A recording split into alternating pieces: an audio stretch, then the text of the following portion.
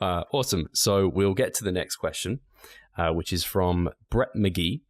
And he has asked, in order for me to make the best gains possible, is there anything in particular that I should be looking at in terms of my blood work? I know there are ranges that are considered healthy for every blood marker there is, but is there anything particular I should be focusing on to grow as much muscle as possible?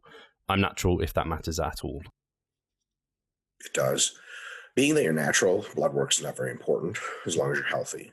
So if you get blood work done once a year, which is just a good idea, you just get a general metabolic panel and just all the usual health stuff. And if your doctor says you're healthy, your ability to gain muscle is about as high as it's ever going to be. There are a couple other things you could look at, very minor importance. One of them could be your testosterone level. But that's one that's been shown pretty clearly. Like if it's not outside of the range and below average, it's really not a concern.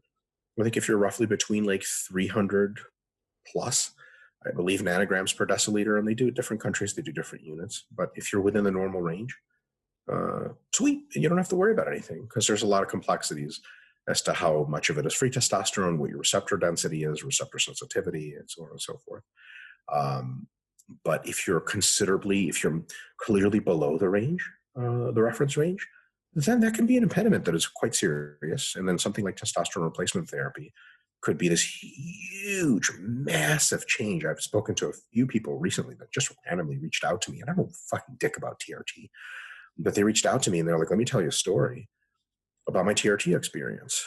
And I had always struggled with just being like I just thought I had shitty genetics. And then I finally got my blood work and they were like, man, you have low testosterone. You easily qualify for TRT. Like I started it and it was this miraculous thing that changed everything. And to be completely transparent, in the alternate universe in which I use special sport supplements, when I started special sport supplements, I didn't immediately see a miraculous change at all. I was like, this is it? Fuck, this sucks. And only when I took compounds that are slightly higher dosages or still, very, very low by pro standards or whatever, but and the right combinations and really just dieted my ass off and stuff. And then I started to see like, okay, cumulatively profound benefits. But for me, switching to essentially TRT, high-end TRT, we'll call it, was like, right? Which probably means I had pretty freaking decent testosterone to begin with. And I had no idea what my natural blood work was. But for some people, it is night and day. But outside of just two things, being generally healthy and having reference normal ranges of testosterone, as a natural, you don't really have to look at your blood work much at all. As someone who is enhanced, you got to look that shit through. Hire somebody like Broderick, look through that shit with a fine-tooth comb, and there's all kinds of goodies to look for, and really it's all just trepidation bullshit, and more like how many landmines do you find. Like you'll see like really coded messages. Sometimes they're pretty clear about it. Pros are like, yeah, gonna kick off the season here soon. If my blood work comes back good, we're going to kick things into high gear. And you're like, what the fuck does that mean? It's like, well, like, if there's not holes in my nuclear reactor and the shit's not spilling out, we'll start the fucking reaction, but the shit they've done in the last 6 months could be like, your kidneys are not interested in any more pushing. And if you do it, you're going to be real shit real quick. So that just doesn't apply to naturals, right? Which is great, which is a great reason to be natural and fucking stay natural for the love of God. But that's basically it. Just good general health. And your doctor should be able to tell you, looking at your blood work, like, doc, does that look okay? All he has to do is be like, yep. And the thing is, these things auto flag. So if you're like, everything is normal reference range, it just automatically spreadsheet just says you're fine. And that's it. I think I can't remember what I was even going to say. I had something in my head and it's completely gone. TRT? I will say a client of mine recently went on TRT, got his bloods done, and we'd always works his ass off, and we'd seen like okay results, but not to what you'd expect. He got his blood work done, found he had really low, and he's gone on TRT, and he's like, he's feeling his like best ever, and he kind of like his results obviously massively improved as well. So yeah, I think if people are concerned, like it's definitely worth getting that tested. And of course, like my own experience, like I think it's now almost coming to 8 years since I kind of had it's over 10 years since my accident, but then like nearly 8 years since I had that TRT experience. And like, obviously it got rid of, I had gynecomastia. I couldn't grow like body hair, obviously zero libido, kind of feeling depressed. And in a matter of kind of weeks of using, which was just a gel I rubbed on my chest, it dramatically changed my life. And I eventually recovered off TRT, which again, people ask me if that's possible, and I don't know if it's possible for other people, but mine was very unique in that I think I recovered from the accident, which I think was part of the reason I came off. But yeah, I don't know how much it is, but it's good to hear that it is possible for other people to kind of come off it eventually and recover it. Sure. Yours was a very, I wouldn't say special case. It was a very unique case, and it's not for everyone. Some people just have really low natural production. And then for them, there is no such thing as recovery. There's just either TRT or you stay low natural. But just there's the temptation I think people have that if they're on the lower end of the natural range, to be like, oh, should I do TRT? It's like, I'm at 400 and they say anything below 200 sucks. And some guys are at 700 or 800. They've done the data, and James Krieger has looked at this. Like the people who are at 700 or 800 compared to 400, there's so many more factors at play, like receptor density and sensitivity and so on and so forth. You could barely tell them apart. Only when you get below 200 or whatever, then you can clearly start to tell, okay, these people really would benefit from a bit more. So it's, I think a lot of people have a paranoia that, you know, if their test isn't 1,000 naturally, they're like, I need TRT. And it's like, you don't, I promise. And here's the thing about TRT. That is like, you go to your doctor and he gives you a vial and a needle and teaches you how to use it. And you inject things into your body and they swell up and they give you flu-like symptoms. It's all like bullshit. And it's fucking annoying. And you have to take all these other drugs to make sure your nuts don't shrink and you can have children in the future. It's not something you want to do. And the gel sucks. You can't touch your like significant other, because if she gets the shit on it, she gets fucking testosterone in her blood. You can't touch your children. Like it's people are like, there's this idea that you treat special sport supplements and TRT just like, oh, creatine, I just go buy it at GNC. Like it's complicated. It's got all kinds of crazy shit associated with it. If you really need it, it's worth it. If you don't, then stop kidding yourself. You don't want TRT. Yeah. You want to be enhanced. And then you can go down that road if you want all the complexities and downsides. But I think some people are like, think it's this magic miracle cure. If there's a sickness, yeah.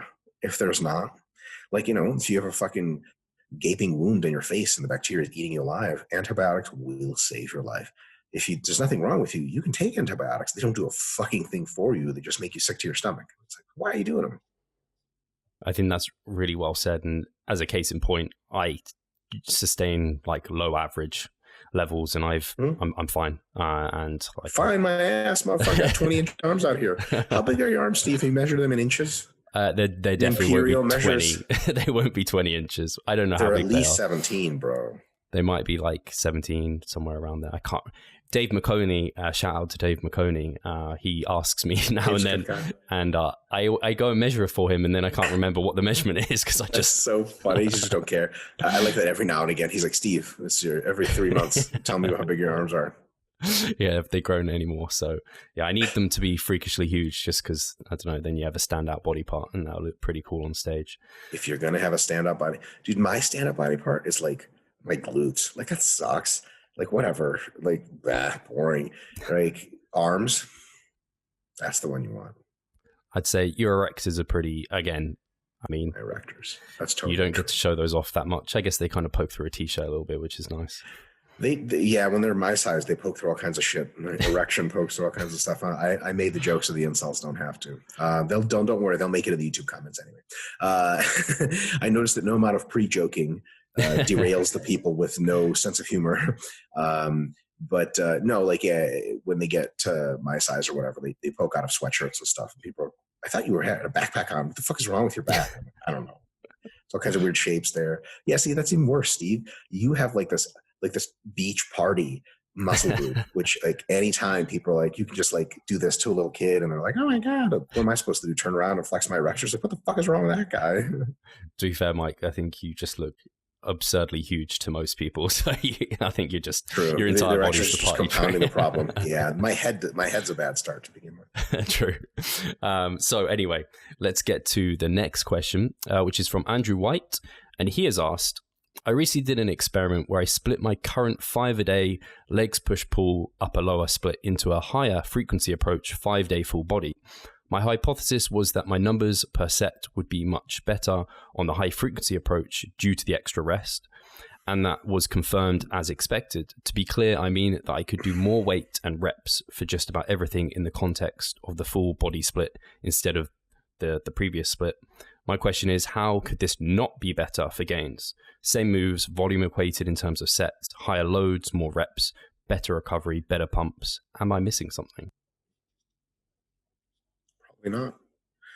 I think you're probably onto better results. The only thing is many people who switch to that approach do not get those same results. Full body training, especially for very, very, very large, very strong people. Andrew, I'm sorry, I don't know if you're very large or very strong. It's all relative anyway. Maybe you should have baller endurance, but for folks like Steve, for example, like if Steve does full body training, he does squats, then he does bent rows, and then it is fuck all, because it doesn't matter what he does after, it's going to be fucking total shit. So it's just not going to work for him, and he's not going to get those immediate acute results. But if you're acute indicators, especially things like pump, disruption, performance, if they're elevated and consistently up, you're probably just going to have better results, and you have found a frequency that is better. I just don't want folks to think, okay, that's it, full body it is. Try it. Like for me, full body would be I've tried it before a ton. It's an unmitigated disaster. Then the first exercise is sweet, the second is okay, and the third one's dog shit, and the fourth one I shouldn't even be in the gym. And some muscle groups I can't train very often. I'm not training my hamstrings every day. I'm not training my quads every day. It's just not happening, because anything I would call training does so much disruption to connective tissues that it requires several days to heal. So those indicators are excellent. And if they're on the money, I would, at the very least, be of the opinion that growth is highly likely to continue to occur for you. And on top of that, continue on this higher frequency path to see if that really happens. And I think it will. Good answer. It was similar to the way I was looking at it. I kind of thought some of those wouldn't be in place, but it's almost like when someone says, I'm doing this, whatever it might be, but I'm getting this outcome, and you're like, oh, that's a tick that everything's going right. It's like, it doesn't matter what this is. If these are all going right, I can't really argue against you. Yeah. Kind of similar with SFR or something. Yes. I was going to bring up that exact same thing.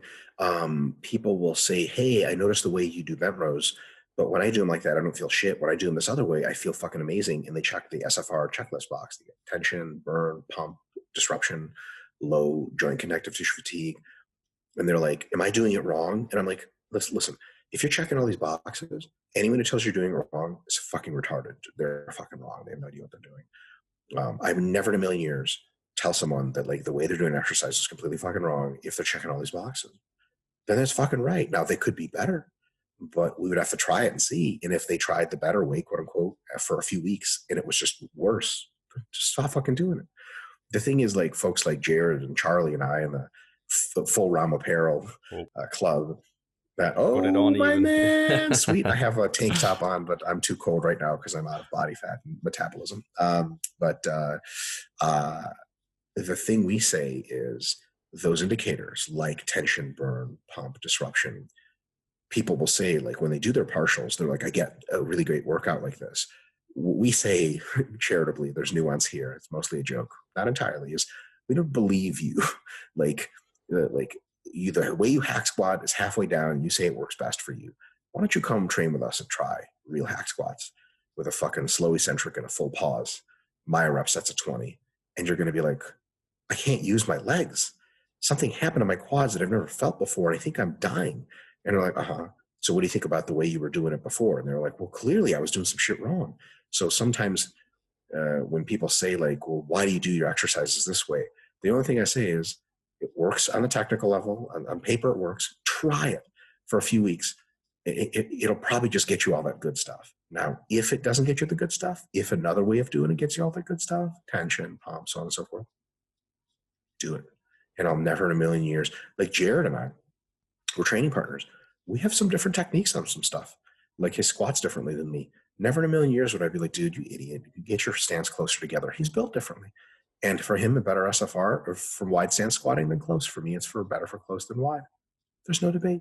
So I think a lot of that stuff really does come down to quote unquote personal preference, but it has to be personal preference on the objective metrics or at least subjective tracked metrics that make sense. I know you and James always talk about the leg extensions and how James is just like, they're huge for him, but for you, it's like, meh, so at best, meh. And possibly like my knees feel like shit. Something actually just flagged up. I'd been thinking about it lately to ask you, Mike, and are you good for time? Are you okay? Yeah, cool. Yeah. I'm awake, unfortunately. You're still wide awake.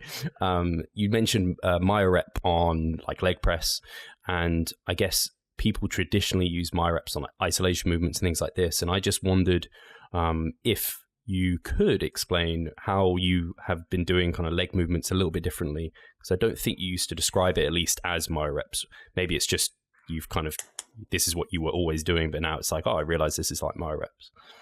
Yeah, I've been doing it a long time. I just started to be more technical about my descriptions because people would ask things about like, I noticed you pause for a couple seconds and then you do more reps.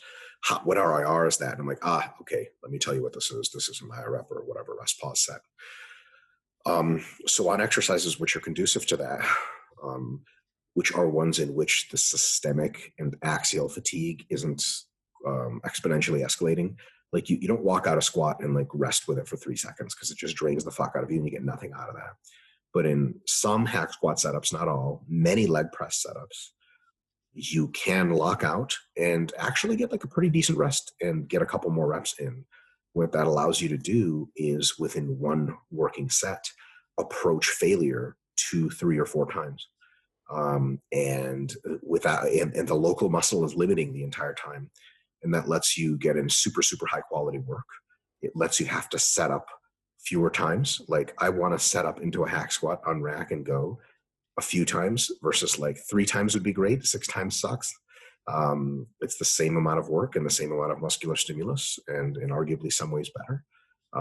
And it's great time saver and it works super well.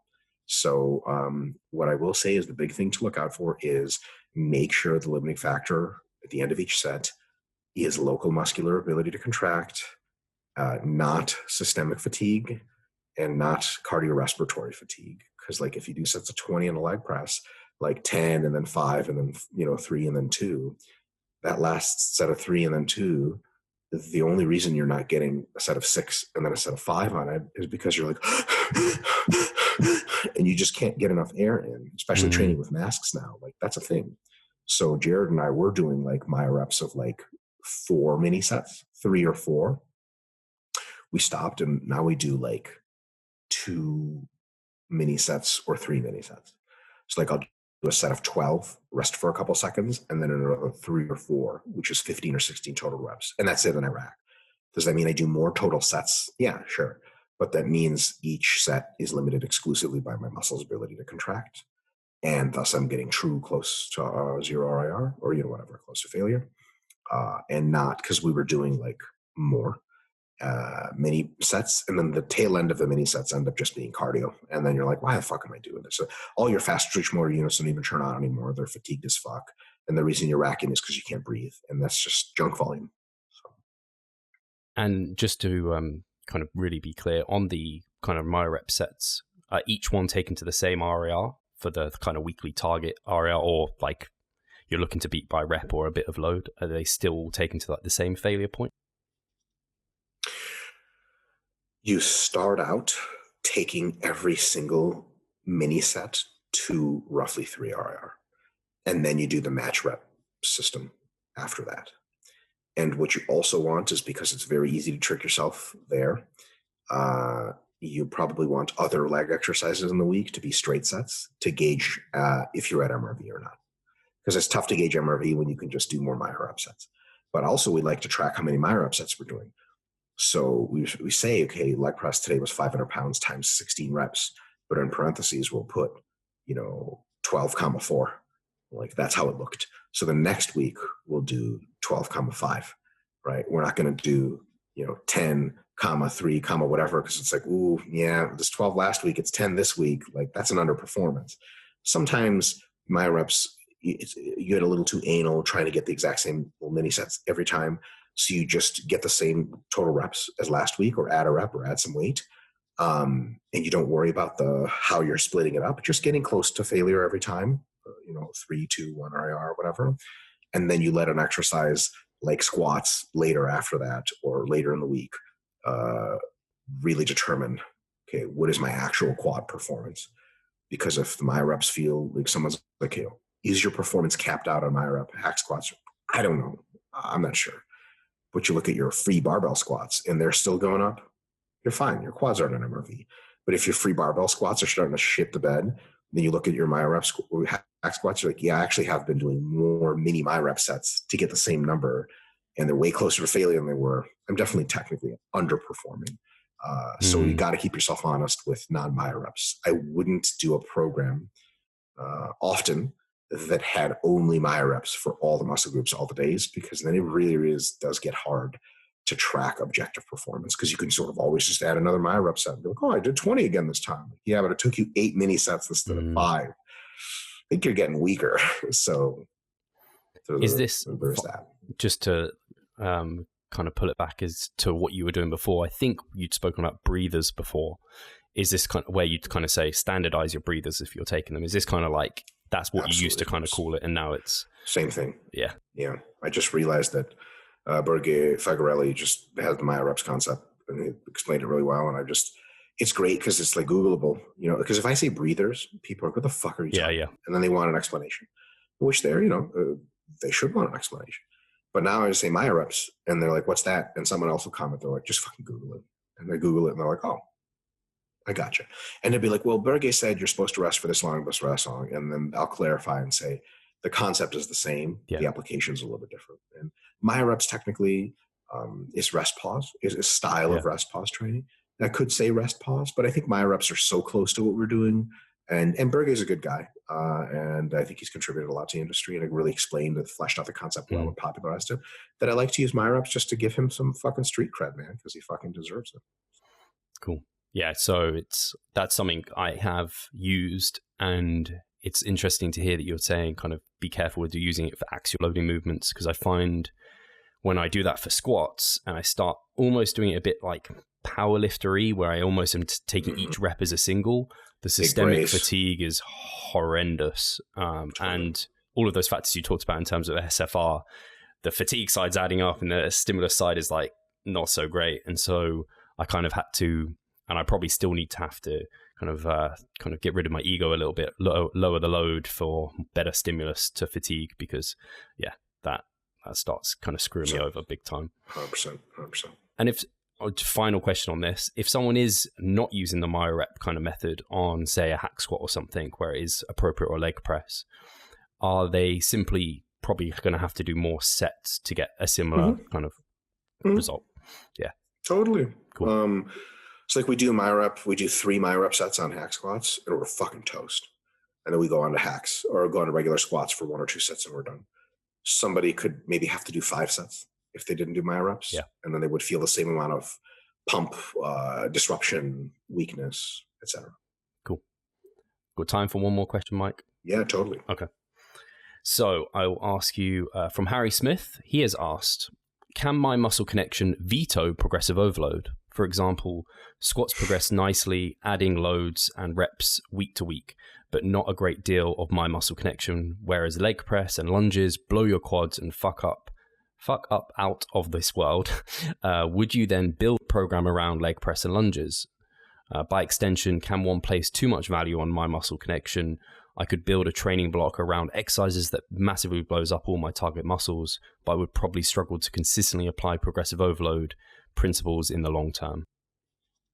Fast, efficient fat loss. Does that sound like music to your ears? The mini cut movement might just be for you. Mini cuts are like robbing the fat bank. You want to get in and out with as much fat as possible.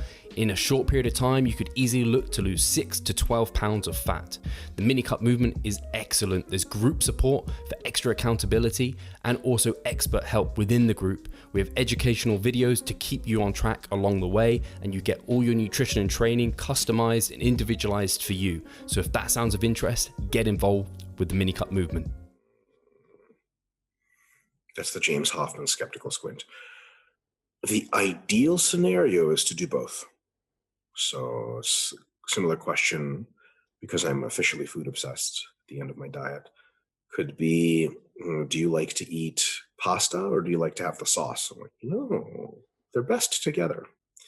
One of them is more important than the other. It's the pasta. And that is progressive overload tracked metrics. But pasta without sauce is dry as fuck, so you want a good amount of sauce. And it works to pay attention to details. So the way this analogy unfolds here is this. What you want to do is have exercises that you can progressively overload and track and increase performance on. Critical. And you want to make sure you're doing those exercises in a way that maximizes the mind-muscle connection in the context of progression. And if you ever have to progress by sacrificing the mind-muscle connection, don't progress. So if you're like, okay, I can hit 16 reps this week. I hit 15 last week. I can do another rep, but it'll be total garbage. It'll just be me like giving birth to a demon child if somebody recorded the audio.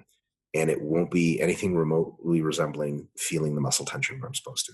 Then fucking don't do it. Then just write 15 in your logbook, do the 15. And then maybe next week you can try a bit more weight, or then 16 with good technique, with good mind-muscle connection. So pick movements that typically give you good mind-muscle connection, which is to say tension of the target muscle or burn of the target muscle. And you could say a sort of a side effect of that would be pump, right? We don't technically in the hypertrophy book and stuff don't count the pump as mind-muscle connection, but it sure leads to the pump. Pick movements that work on that, and then apply progressive metric tracked overload to them. And always go for mind-muscle connection. And if it's in place, then you can add. You can add load, you can add reps slowly. And if it ever gets out of place, then make sure it's back in place before you start adding stuff again. We actually, this has been in a YouTube video before, we use a 3-tiered system. And this is actually in a long-term athlete development timeline for hypertrophy training. The most important element is technique. If your technique goes, it's all dog shit. I don't give a fuck what kind of pump you have, whatever. Technique's number one. First, technique. Second of all is relative effort. Okay, now that your technique is good, are you training hard? And the relative effort is what is tracked by and ensured by the progressive overload element of like, am I adding reps and sets? Or sorry, am I adding reps and or load? And then lastly, for advanced athletes, is mind-muscle connection. Am I feeling the shit where I'm supposed to? So technique is the most important thing. Then relative effort is most important after. Then the mind-muscle connection. But if you're looking at applying all of them, that means you are advanced enough to know what a mind-muscle connection is and be able to reliably feel it. Then you need to apply all three. And here's where exercise selection comes in. This is just on any given exercise. You should pick exercises on which you can nail all three of these as best as possible. If you have an exercise, which you can do with good technique, it doesn't hurt you or feel weird or off, and you can progressively overload it. And by the way, you can progressively overload every exercise. I understand, like, people are like, should I do dips because I can progressively overload them, or tricep extensions because they are more specific to triceps, but you can't progressively overload them as well? What the fuck are you talking about? You just do one more rep each week. And they're like, yeah, but I can't add load every week. I'm like, who the fuck said adding load was the thing to do? Add reps for a while and then recycle and go add load again. They're like, oh, I guess, okay. But I can add more weight to dips. I'm like, yeah, it's because you're relatively stronger. You can also eat more food if you have a spoon 2 times the size, but that doesn't mean you eat any more food over the course of a meal. Anyway, so the template is, if you find an exercise you can do good technique with, that you can push relative effort with hard, and you can progress, which is all of them. And if this exercise checks all the boxes for mind-muscle connection really well, that's a fucking sweet exercise. And if it doesn't check one of those boxes, it's not the best exercise. So to go back to answering the question, if the squat for this individual is one that checks the technique box and the progression box, but doesn't really check the mind-muscle connection box, is it the best exercise to use? No, not for hypertrophy. For powerlifting, sure. If he's a beginner or an intermediate, then it's a great exercise because mind-muscle connection means fucking dog shit at that point. But if there are other exercises which he can use that meet all the requirements, technique for relative effort / progression, and mind-muscle connection, then fuck yeah, they're better. and use them more. Like, can you imagine someone like telling a pro bodybuilder, he's like, hey man, I don't feel my chest in this press at all. Like, don't worry about it. Your chest will come along. Biomechanically, it has to be used. Like, what? That's crazy, right? Like, people bench a long time, and some of them just get like pretty decent pecs, but really big front delts and triceps. And trust me, the bench is for pecs. And they're like, well, how do you know? Like, well, because you're progressing. Like, well, how do I know I'm progressing from my pecs growing? Like, this person could be squatting and progressing like crazy, but progressing from their glutes and spinal erectors mostly. They're like, okay, sweet, but you're not growing your quads. How do you know you're growing your quads? Well, do your quads get pumped and sore after squats? Like, no. Well, then there's probably not a limiting factor. That's probably not, my number one thing.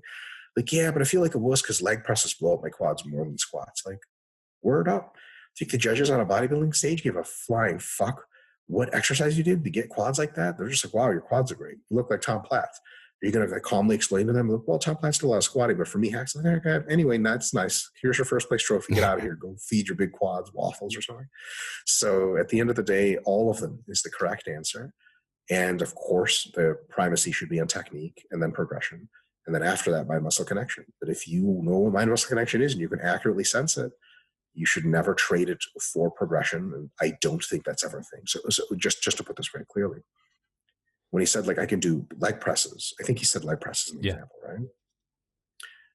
right? Like, what is exactly the problem with progressing on leg presses? He said, like, I have to, like, sort of forego progression and just go for the pump and shit like that. Like, yeah, it was mind muscle. Whereas leg press and lunges blow your quads the fuck up out of the world. Would you then build a program around leg press and lunges? It did make it seem like progression on those felt like it was more so limited. But again, like you're saying, why can't you progress those? Right. You start lunging with 50 kilos. A couple months later, you're lunging with 70 kilos. If the SFR is good, if the mind-muscle connection is good for your quads on lunges, you're going to have fucking massive quads, plain and simple. Like, that's it. So every exercise that you can get a good stimulus on can be progressed. It's a non-issue. Can you add kilos and kilos and kilos to it? No, some exercises just don't do that because the relative addition is just not that likely.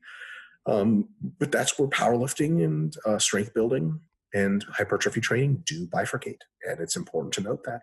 And people do chase numbers for no good goddamn reason. They'll say, deadlifts really don't train my hamstrings super well, and they really just tire me out, but I know I have to have a big deadlift to have a big back. And it's like, do you really? Mm-hmm. How much does Brandon Curry deadlift? Like, I don't know. Like, I don't think he does deadlift. Oh. How much does Jay Cutler deadlift? I don't know.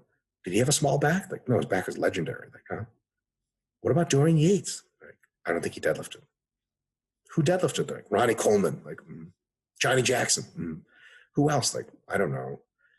Some pros do it. Like, wow, that's a hell of a convincing argument. So why are you deadlifting again? And they're like, I don't know. It's just cool to be able to get stronger on something. Like, now you have admitted to yourself, there's nothing wrong with that. Sweet.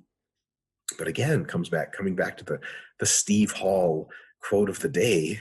Like, what is it? Results is like my results are my preference. Yeah, results are my preference is results. Something like that. Like, yeah, if you really want bigger hamstrings and you really want a bigger back, you will do whatever is best SFR and then progress on that.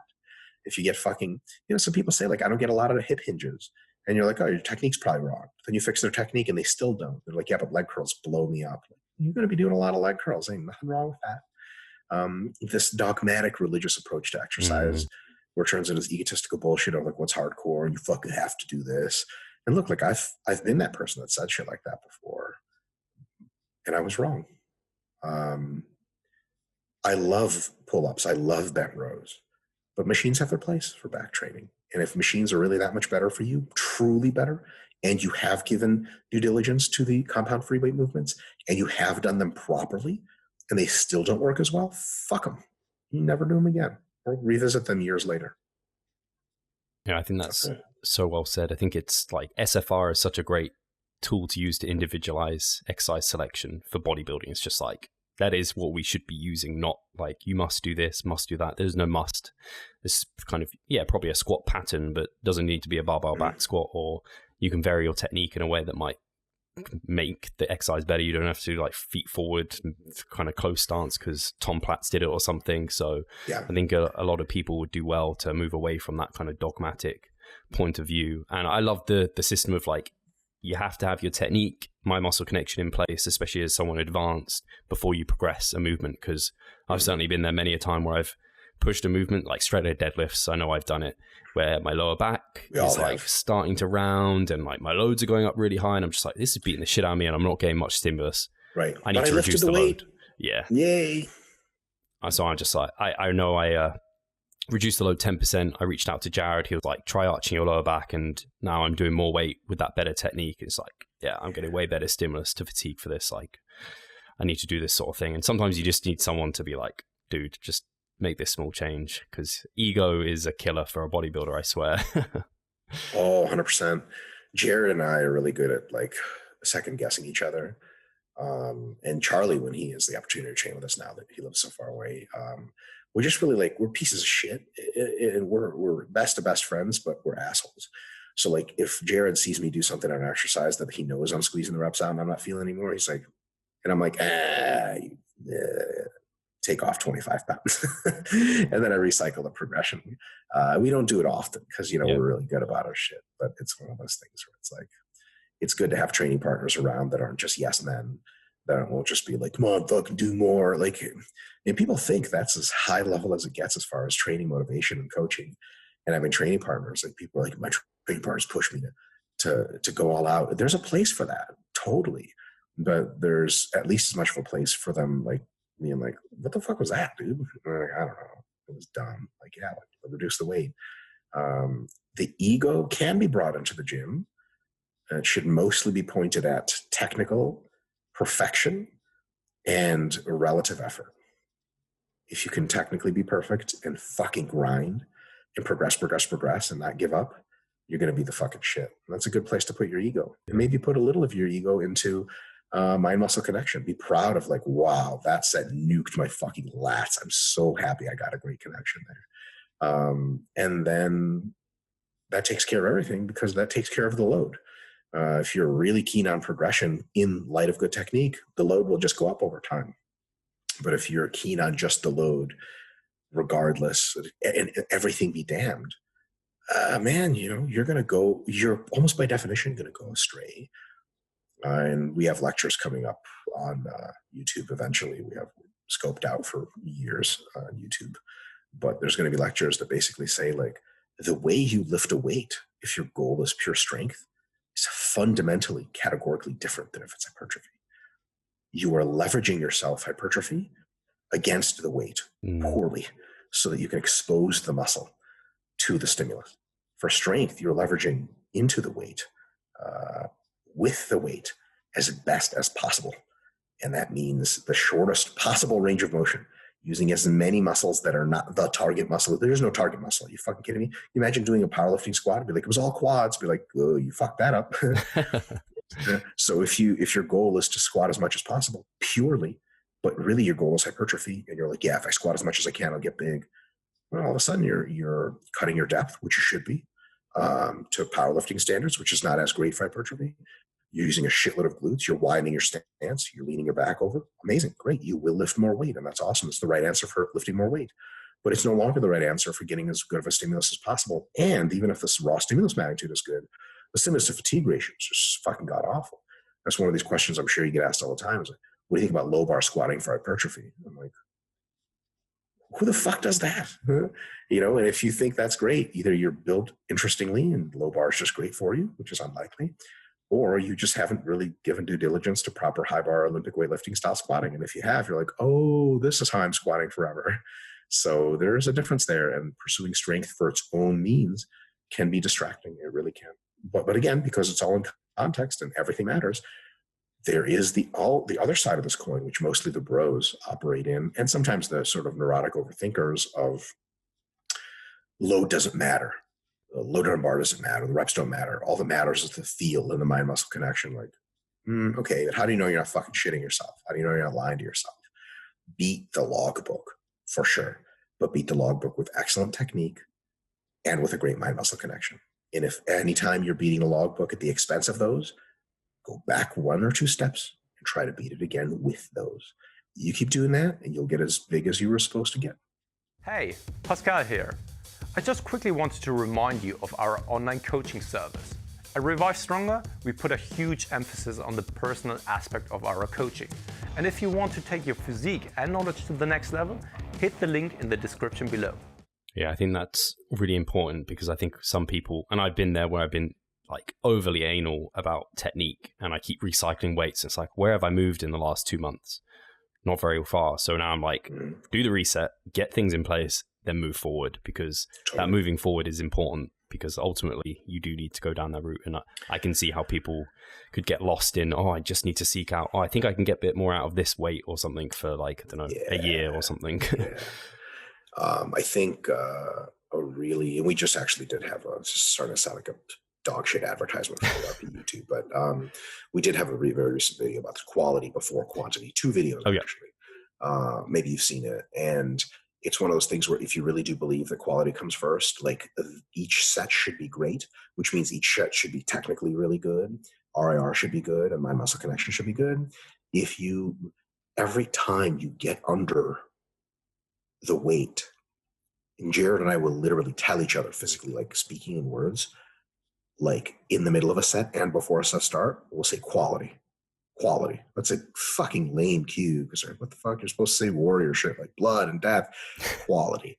Because like, when you're like getting into like a lever squat or hack squat or some kind of fucking back machine or even a bent row, like there's all kinds of things going through your head. Like, I gotta get 11 because that's what I got last week, and this is 2.5 pounds more or whatever.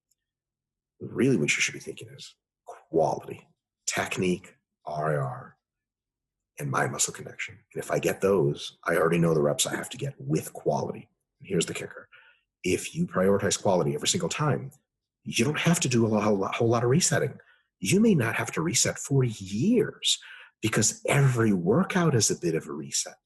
So like, instead of adding 2 reps every workout and then having to reset once a month, you only add 1 rep on average every workout, because every set you go in, you're like, is a reset. Every set is quality first. And then, you add 1 rep every single time, or add 5 pounds every single time you hit the gym. But every single time is fucking great. And your week 5, your last week before deloading, the quality of each set is just as high as it was in week 1. You ain't resetting shit. You go back into week 1, the next meso, and you're fucking golden, because you never gave it up. So what we're not saying is start out with these great sets and then let them degrade by chasing the weight and then recycle. Ideally, you don't ever have to recycle. And sometimes you do, and it's an honest thing. But you can do a mini recycle every set, every rep. You ever have a rep that goes shitty and you're like you lock out the dumbbells and you're like, that was garbage. And you're like, reset, and you go super extra deep and then really lock it out. And you're like, oof, okay, great. That was great. And then you did 9 instead of 10, but that was a fucking quality set because you got your shit together.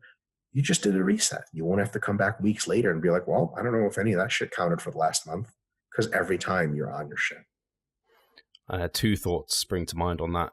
It probably is not that I think deloads are a bad time to focus on technique, but I know a lot of people will use deloads as their time to focus on technique. And what you're saying there is every single set rep is the time to focus on technique. That's never a time. It really matters. There's never a time not to focus on it. And then I know other people will talk about progressing and increasing quality after they've progressed. Like they touch a new weight and then they're like, I know my technique wasn't great with that, so I'm just going to work into the weight. Oh my God, dude, that shit drives me crazy. What are you doing? What's the point? Lots of fatigue, not so much stimulus. It completely counter to what you just described, basically. Yeah. Here's another, on exactly that note.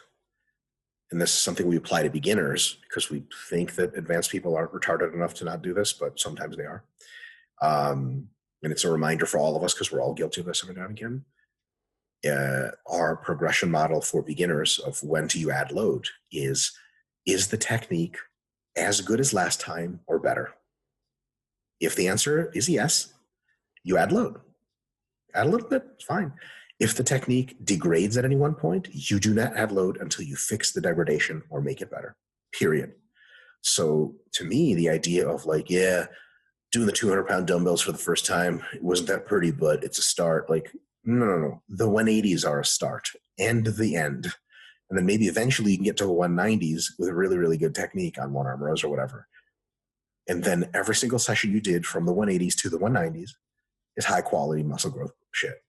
Versus you use the 180s and then you were like, fuck it, 200s. And you had 5 dog shit sessions in a row with the 200s where you're flailing around like a fucking dying animal. And then you can finally say after a 6th session that you really handled the 200s with high quality. And then, like, can you imagine if you're sharing videos on Instagram of you doing the 200s for the first 5 weeks? And people are like, what the fuck are you doing? I thought you said you like technique and stuff like that. I'm actually really been chatting every now and again with Matt Jansen, who's a top prep coach. Yeah. And we definitely have our different opinions on things with all very, very much due respect. But one thing I like about what Matt does is he gets to work with a lot of really top guys. And their technique before they come to him, if he's in charge of their training, is like all kinds of shit. And maybe him and I aren't seeing eye to eye on technique exactly, but his technique that he preaches is pretty good, like much fuller range of motion, but it's standardized. And all of a sudden he's got these guys like taking hundreds of pounds off of the weights they're lifting and doing a full range of motion, and every rep looks the same. And it's fucking humbling, but they are really having high quality workout. Every workout is quality. And you look at this guy who's a fucking animal who weighs like 300 pounds. You're like, what? He's doing machine rows with 300. He used to do the same machine, dude, with 500. And he's probably thinking, what the fuck? Like, I got my back doing 500 pounds. This cocksucker coach, Matt Jansen, has me doing 300. But here's Matt Jansen's sort of like his trick play. He's coached Olympians. Go ahead, doubt him. What the fuck are you paying him money? You're paying him fucking thousands of dollars for what? So you can tell him, no, I'm good for 500. To be like, no, you're not. Shut the fuck up. Do 300, right? And then all of a sudden, the first workout, you just feel like a bitch. The second workout, you start to feel a connection. The third workout, you're like, oh. And the fourth workout, you're out there preaching and telling people they're idiots for lifting too much weight. You know what I mean? So it's kind of neat to see this in real life happening. And I think with coaches like Matt Jansen, and there are a few others, John Jewett is an excellent example of this kind of thing. High-level pro, top 6 in the world at 212 or something. Jared Feather, of course, but we already know that. They're this new wave of people who think much more about exercises and are much more attentive to quality. And my prediction, humbly, we'll see if this ages well, is in about 5 to 10 years, roughly, timeline, you're going to see a transformation where more and more and more pros start to lift with really much better technique. And then not writing YouTube comments of like, if it works for the pros, it works for me, all this fucking gay science shit and full ROM evidence-based pussies, it's going to look fucking awful, right? Because remember, in the 1960s, they used to think in the National Football League in the United States that weightlifting slows you down and makes you unathletic. The offensive lineman didn't lift weights, and the average offensive lineman weight was roughly 225 to 250 pounds. 225 in many cases. 225. That's a fucking wide receiver nowadays. A modern offensive lineman in the NFL weighs like 315 to 330, right? That's 150 kilo cunt that is 2 meters tall. That's fucking, he could play every position in the 1960s. Like, what do you do? Like, I'm the quarterback. Why? Can you throw the ball? Like, nope, I need the ball first. As I just get it and chop everyone down, hurt everyone on the team, and touchdown. That's it. Everyone wins. Like, why? Why does it lift weights? And they're like, oh, but doesn't that make you slow? Like, no, you fucking idiot. They're like, yeah, but everyone in the NFL says, well, they're all wrong. You know, before Copernicus discovered planetary motion, everyone was fucking wrong. And these are all really smart people, religious scholars and shit. They were all wrong. So it's cool to see in bodybuilding these slow transformations to where now the top guys are going to be doing more and more shit correctly. You know, back in the day, like back in Arnold's day, a lot of bodybuilders prepped and they would eat like steak and eggs and high fat diets and low carbs. And that's how a lot of guys did it. And like, yeah, it worked for like, there's still guys right now, still nut riding, still trying to get that big pro dick in their mouth. And they're like, in YouTube and Instagram comments, they're like, well, it fucking worked for Frank Zane. I'm like, yeah, Frank Zane also weighed like 170 pounds, motherfucker. Like, Frank Zane would be a decent men's physique competitor today. Right? This guy's make Frank Zane look like, you know, like, for the love of fucking God, you're out of date. Just say it. I'm out of date. Stop nut riding. People update their views, and it's cool to be one of the first people to update because you have an open mind instead of one of the last, because you just do what the best guys do. So you're the last guy to get the memo. And it's so funny because a lot of the guys, this is like high irony. A lot of the same guys that will be like, it fucking works for the pros, I'm doing it, will also have in their profile or various other commentary be like, be a leader, not a follower. Like, but what are you exactly? It shit drives me nuts. I think, unfortunately, the same people are also quite often taking every little new supplement that's coming out and like every gadget, whatever's going, because they want the edge. It's kind of like, well, so you're kind of pro modern and like new things, but also completely anti, and you're like, don't reinvent the wheel. Hold me back. I don't know. It's just nut riding. Yeah, plain unfortunately. and simple. Yeah. Awesome. Mike, I'm going to call our Q&A there, if that's all right. I know you're probably still going to be awake for hours longer. I don't even know what time it is. I'm delirious. Hopefully this has somewhat helped put you to sleep, or at least it's past some hours where you're not thinking as much about food, although there was quite a few food analogies. In terms of anything going forward for you, I know we've spoken about the book. Are there any other kind of prospects that you want to kind of let the audience know about? Spoke about your YouTube channel, content out you're pumping stuff out every week, which is great. It's actually like, that's it for now. Awesome to see. So the fact that that's all coming out free is like a gift to everyone. People keep saying free. There's a lot of comments on our YouTube like, I can't believe this is free. Is there someone charging for this kind of stuff? I guess RP Plus was charging like $10 a month for this kind of stuff. Yeah, I guess you could charge. Comparison. I guess we could. You know what? It's not free because YouTube ads pay us, so they cover our expenses quite well. So keep clicking on those ads. Goddamn it! Buy the Gillette razors or the V shreds or what. It's so funny too because half the ads, because it's all targeted fitness shit, right? Half the ads in the RP videos are like dog shit, like wraps and V shred ads, and it's just like, someone's like, this is like super ironic. And I want to comment and be like, we don't pick the ads, right? Like Google Analytics picks the ads. It's not up to us. And if you assholes stop clicking on them, we would stop getting them. So somebody on the YouTube videos is like, oh, V-Shreds, I'll buy that. And I'm going to just keep popping up. I just know I accidentally click them sometimes and I'm just like, fuck, at least I got that person money. Sorry, algorithm. Yeah, exactly. Yeah, so nothing new to announce, just continuing to produce tons of YouTube stuff, books, and all that stuff is coming. So. Fantastic. And obviously, it will be out there. People will be following to see when the book's being launched, and obviously following along to see if you do manage to get those shows under your belt, which I'm very excited for. I'm just excited to see the photos and obviously catch up with you after it's all happened, hopefully, and we can talk about it. So thank you guys for listening. Thank you, Mike, as always, for this chat, and we'll catch you soon. Take care. Peace.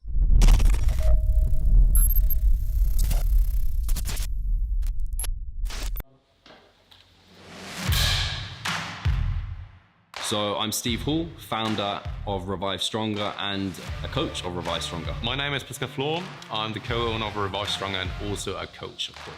Revive Stronger has probably been going solidly for 3 years, roughly about 3 years. Revive Stronger, to me, it is becoming kind of my child, my foster child. It's the gathering and getting together of like-minded people. We've been expanding the coaching team, which is helping us help more people, but each coach can only help a certain number of people. Right now, it's all over the place. We have YouTube, we have Facebook, we have Instagram, but there isn't that community aspect behind that. And so the next step for us is developing a membership site.